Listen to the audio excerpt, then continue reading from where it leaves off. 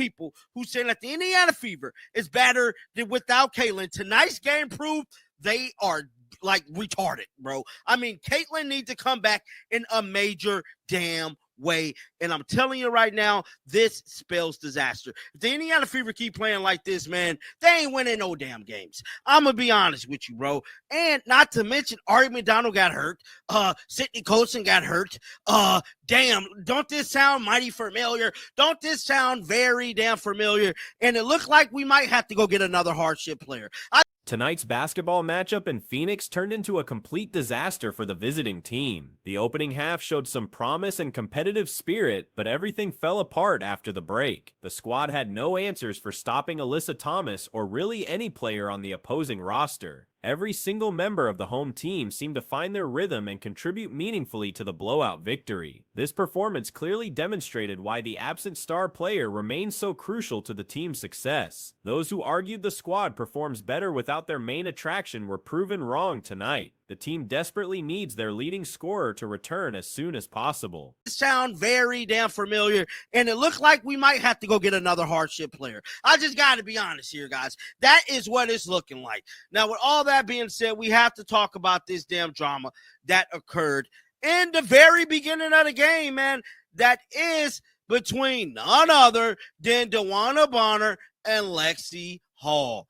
Yes, they had a situation to where Lexie was D'ing up on DeWanna Bonner, bro. I mean, she had her guarded. Lights out.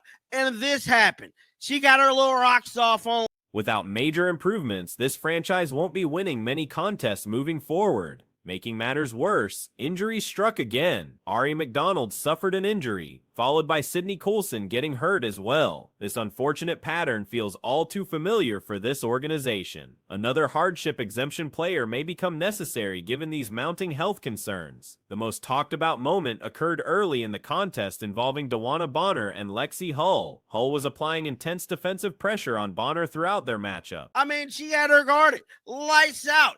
And this happened. She got her little rocks off on Lexie, and she got all in Lexie's face. Watch this.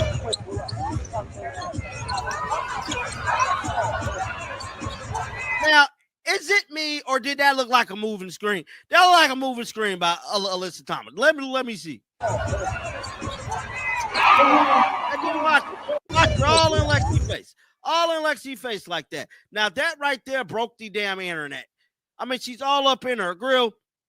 It just did not look good, man. I did not. During one particular sequence, Bonner appeared to get physical with Hull, getting directly in her face after a play. The confrontation quickly spread across social media platforms. The incident appeared to involve a questionable moving screen by Alyssa Thomas that preceded the altercation. Bonner's aggressive behavior toward Hull seemed unnecessary, especially considering Hull was simply playing tough defense. Questions remain about what exactly was said during the heated exchange, though media members likely won't pursue this angle during press conferences. When the final buzzer sounded, Alyssa Thomas had made basketball history with her third straight triple-double performance. She finished with 18 points, 10 assists, and 11 rebounds. Did not look good, man. I did not like seeing that at all. At all. Why mess with Lexie? She's just trying to D you up. Like, why even go that way? And I hope a reporter asked that question. What did she say to Lexie in the press conference? See, guys, I don't really like the media people because the media people, they don't ask the right questions, man. They don't ask the right questions, dog. Like something like that. Hey, what did you say to Lexie? Like, watch, no one asked that question. No one asked it. Looking at the complete statistical breakdown, every player who entered the game made positive contributions. The entire roster seemed motivated and ready to compete at the highest level. Even role players made their mark during limited minutes. Kalea Cooper played just 3 minutes but recorded 2 assists. Another reserve contributed 5 points in only 3 minutes of action. The depth and balance displayed by the winning side was remarkable. Sydney Colson's injury proved particularly heartbreaking, occurring just 1 day after celebrating her birthday. It's that question. No one asks that question. Now, with all of that being said, the game is finally over. The game is finally over. Just moments ago, Alyssa Thomas has made history. 3 consecutive triple-doubles, I believe she had. Yeah, man. She got off, bro. She got off. She had 18 points, 10 assists and 11 damn rebounds. Just look at the damn box score. Everybody that got in the game did something, bro. They did something. Look at the damn box. The non-contact nature of the injury made it even more difficult to witness. She simply slipped and went down awkwardly, requiring assistance to leave the court. Sophie Cunningham emerged as a standout performer with 18 points on efficient shooting. Her strong showing came after receiving more opportunities with the basketball. When given proper touches and involvement in the offense, she consistently delivers quality results. Content creators and analysts have been advocating for increased usage, and tonight proved those suggestions correct. The influence of social media commentary on actual game decisions appears undeniable. They got in the game, did something, bro. They did something. Look at the damn box score, bro. Everybody contributed. The whole damn roster put BTA on the fever today. Everybody that got in there did something. Even Kalani Brown played 3 minutes and had 2 assists.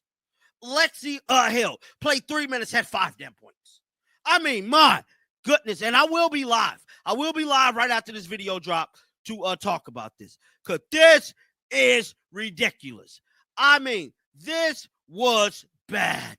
Recent videos highlighting certain players' need for more minutes seem to translate into expanded roles tonight. KK Arnold played 10 minutes while Chloe Bibby also received extended court time. Arnold contributed 5 points during her opportunity. The third quarter represented the turning point of the entire contest. The visiting team managed only 11 points during those crucial 12 minutes. This offensive drought essentially decided the outcome and highlighted their struggles without their primary scorer. Previous predictions about the team being more dangerous without their star player were thoroughly debunked. I mean, this was bad. Really, really bad. I mean, there's no way at all to express this, and not to mention Sydney Colson went down, dog, a day after her birthday. Like we just did a video earlier talking about her getting the song sang and all that, bro, and she slipped, non-contact injury. This is watch this.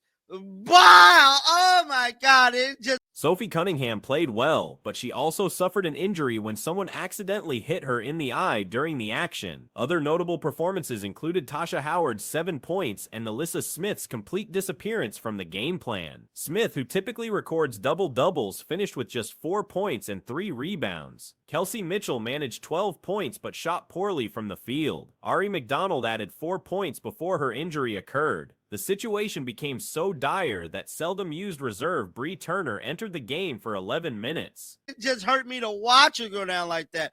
I mean, my goodness, dude. My God. Now let's look at the box score here. Sophie Cunningham had 18 damn points. Bro, Sophie Cunningham, bro, she was balling, dog. Now, to me, I believe everybody heard us say that they need to start passing Sophie the ball. Because ain't it crazy? I believe Sophie could do this every night if they pass her the damn ball. Turner even managed to score, which demonstrates how desperate things became for the visiting squad. The extensive travel schedule may be contributing to these poor performances and lack of energy. This defeat serves as a wake-up call about the team's current trajectory and their dependence on their missing superstar. Without significant improvements or the return of key players, many more difficult nights lie ahead for this struggling franchise. The Indiana Fever continues to generate significant discussion across. It was absolutely pathetic, and we know we've been hearing some people come out and say the Indiana Fever are better without Caitlin Clark. Thank God asylums are coming back. So anyway, Candace Parker has come out and she has been like, hold on, let's just kill this narrative right here and now. Let's give it an ugly death. And the other thing we're going to get to is today is the trade deadline. J.C. Sheldon, that's right. The player that had the vicious attack on Caitlin. Her controversial tier rankings, which placed Angel Reese several levels down from the top, sparked intense backlash from fans who defended Reese aggressively. Despite Parker's legendary status and accomplished career, critics attacked her credentials and expertise. The narrative suggesting Indiana performs better without Caitlin Clark has gained traction among certain voices. However, Parker has stepped forward to directly challenge this perspective, aiming to eliminate such misconceptions entirely. Her goal appears to be shutting down these theories completely. Today marks the league's transaction deadline, creating additional intrigue around potential roster moves. Deadline. J.C. Sheldon, that's right.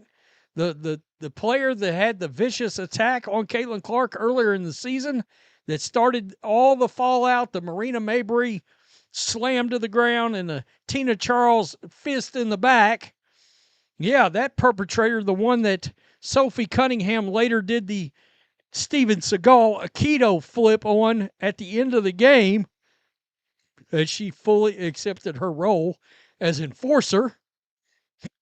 Grab that shirt. It's in the merch store. Fever Enforcer.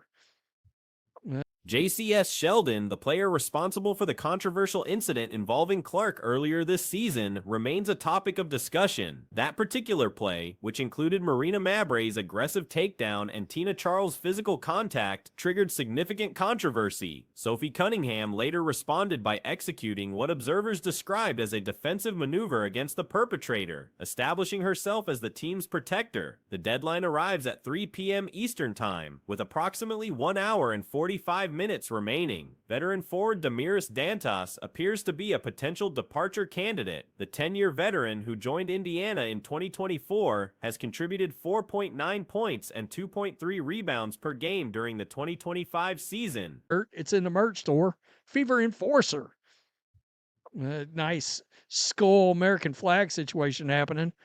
So anyway, trade deadline is today. And so at, let's just look. I got it right here. Let's pull it up.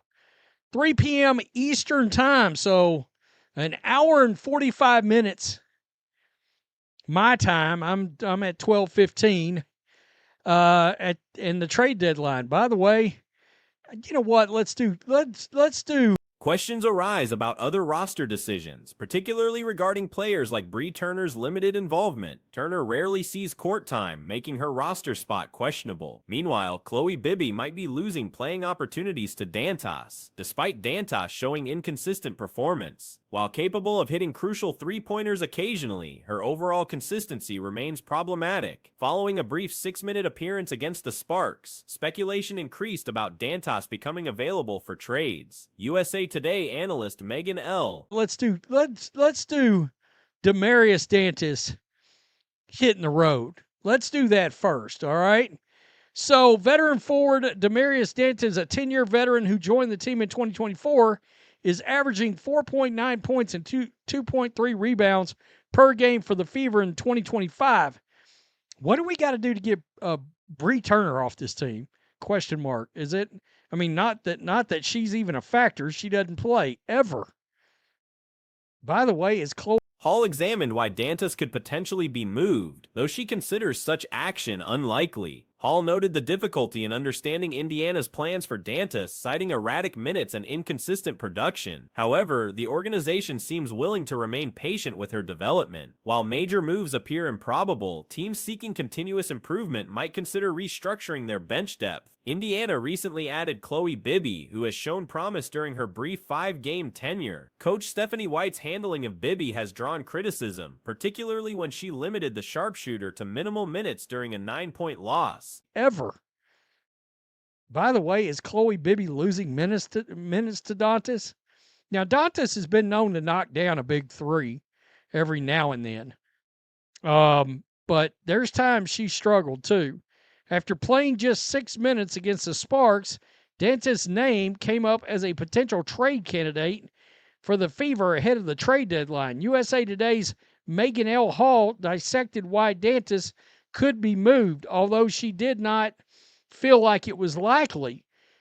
Bibby's three-point shooting ability makes such decisions puzzling to observers. White's substitution patterns and timing decisions have become sources of confusion for many analysts. Her approach to player rotations often seems without clear logic, especially regarding hot shooters. There appears to be a pattern of removing players just as they find their rhythm, which creates head-scratching moments for viewers. Parker addressed the ridiculous claim that Indiana operates more effectively without Clark in the lineup. She firmly stated that the team does not perform better in Clark's absence. Like it was likely. Quote, it's hard to gauge what the Fever's plan is for Dantas. Her minutes have all been all over the place, and so has her production. That said, the Fever seem to have patience. A move probably isn't likely, but for a team wanting to continuously stay in the contender conversations, reorganizing the bottom of the roster isn't out of reach.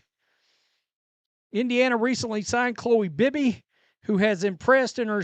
However, she acknowledged that different players step up during such periods, similar to how Natasha Howard elevated her game during Commissioner Cup play. These situations can provide growth opportunities for teams. Parker emphasized Clark's high basketball intelligence, noting how she studies the game even while absent. This observation period allows Clark to identify ways to enhance her contributions upon return. The combination of other players stepping up while Clark analyzes and improves makes Indiana potentially more dangerous. Parker described the Fever as genuinely scary from the beginning, and this development only reinforces that assessment. As impressed in her short 5-game stint. Well, look, Stephanie White's got a player. We saw there was massive backlash against Stephanie White for not. She gave Chloe Bibby 3 minutes, 4 minutes. I was like, what are we doing here? They lost that game by 9, and she's a knockdown three-point shooter? What are we doing?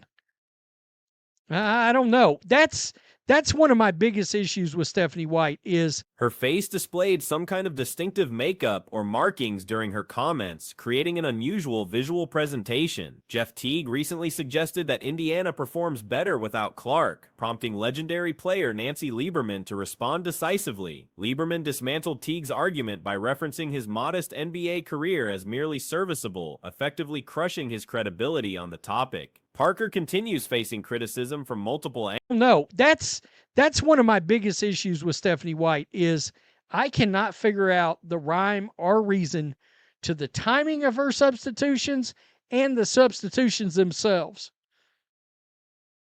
It's totally confused. I'm like, what are we doing? And it seems that when a player gets hot shooting, oh hell, somebody's done knocked down 3 threes in a row. Let's bench them.